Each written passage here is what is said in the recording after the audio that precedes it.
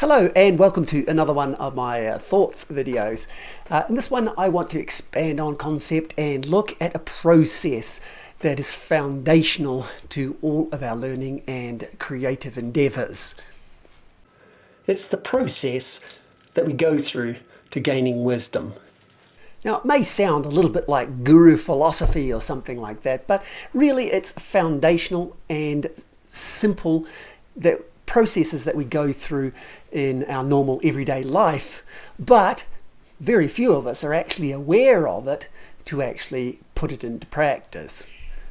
Now the process is very simple. It's basically knowledge, understanding, wisdom.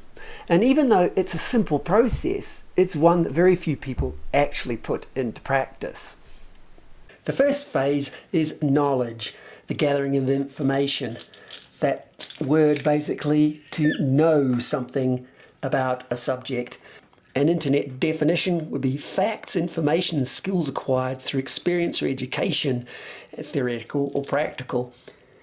This sounds good, and we pride ourselves on the ability to gather and impart knowledge, but I see it quite often flawed. Now, how can it be flawed?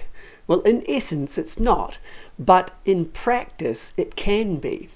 There are two main factors that can affect it. Number one, and the major one, is that a lot of people don't want more knowledge. They're quite happy with the status quo, with their lives the way it is, and they're not interested in seeking after knowledge. So that might even be half the population, I would say. But anyhow, for those that do want to seek knowledge, there is a second factor there.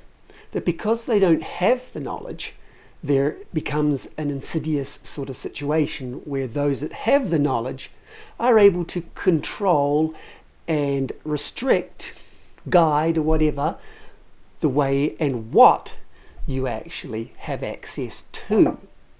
Sometimes you want some knowledge and it's just denied you, or you are fed, say in an education system, what the education system wants you to have and not what you necessarily need.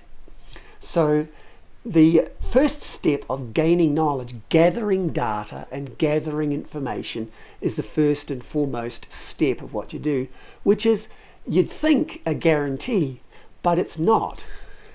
And there is a third problem also, that just because you have knowledge, that does not necessarily make you intelligent, wise, or wisdomful, or anything. It just means you have heaps of data.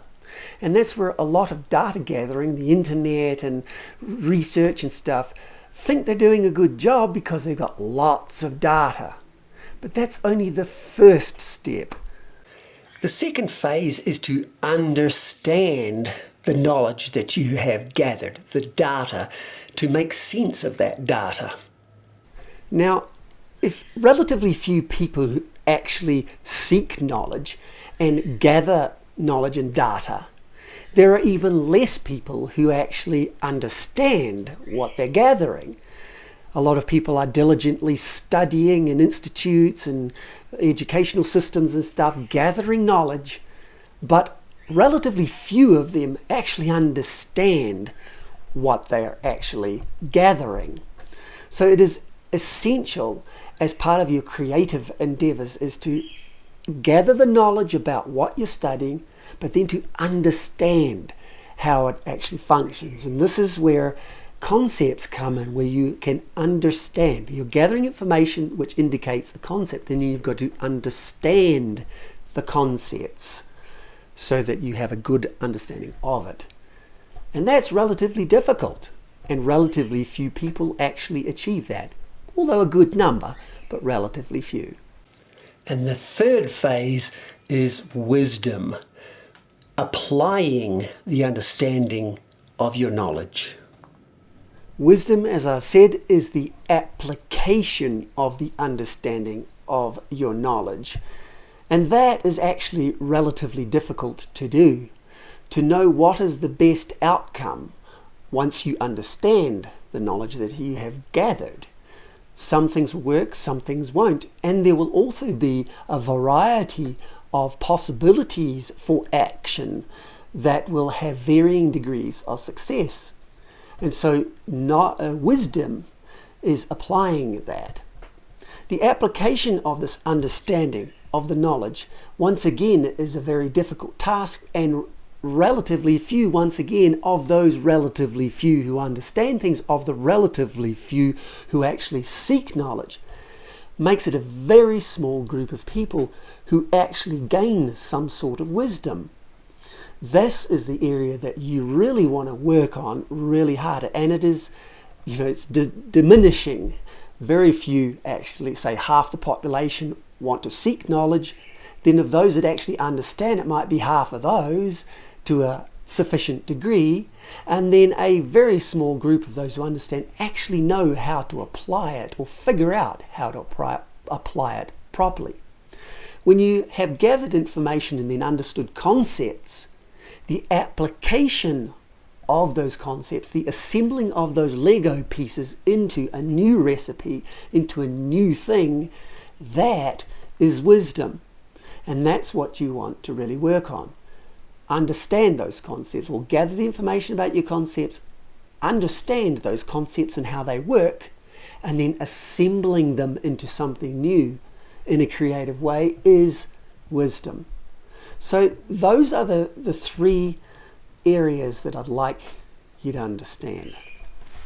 And it's that process that I'd like you to really think about. In order to use the concepts that I've talked about before, you've got to understand that process. You've got to gather knowledge on what are you doing, understand it, and then most of all, know how to apply it. That's the chain of command. Knowledge, understanding, wisdom. Just because you have a lot of data does not make you a genius. And because you understand a lot of things does not make you a genius. It's not until you actually apply wisdom to the knowledge and understanding that you have that you get into the range of genius. And that is why with this recent pandemic scam, so many people have been duped. First, the majority of people don't look for the data. Then those that do, who are very few, understand the data, but they don't understand the data. And then thirdly, even fewer actually apply it and then do the calculation to say it's a scam. So remember that. Knowledge, understanding, wisdom. Foundational.